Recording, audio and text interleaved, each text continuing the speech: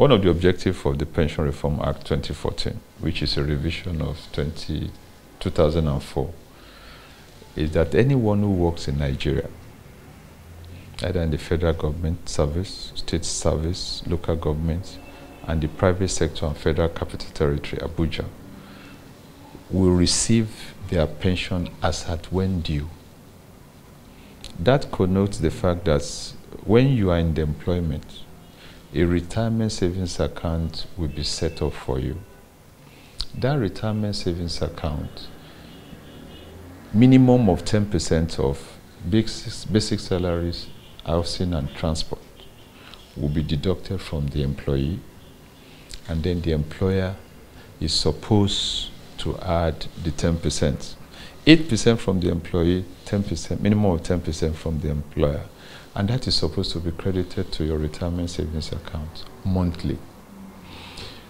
The accrued right, which is the pension that you will have earned before you join the contributory pension scheme, must be determined by actuarial valuation. And then that value is to be credited to your retirement savings account. Entrepreneurs, no matter the size of their business, also need a plan for retirement. Although the system does not compel them to save, it has become very necessary that they key into the pension plans. The objectives of the Pension Reform Act are very relevant. And one of the objectives is to make sure that those who find it difficult to save are saving in a mandatory form. They are forcing them to save. So the individual, of course, PENCON is working on a scheme or a platform which will look like a state pension where anyone who works, even if you just earn a daily pay, either you use your telephone or whatever you want to save, you just save it. And it's not like saving in a bank. You need to save it. You are not going to access it until when you are 50. But until PENCON comes up with a workable platform, some countries have been able to do it successfully. It's a marginal level of pension. But until PENCON does that, the entrepreneur needs to see the spirit of the Pension Reform Act and take a conscious effort at setting aside funds that they will call pension. This is my pension account. It's not a savings account.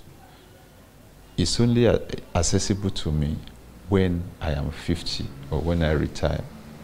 Secondly, one of the things that we discovered during the first 10 years of the Pension Reform Act was that many people were retiring and they don't have a place to live.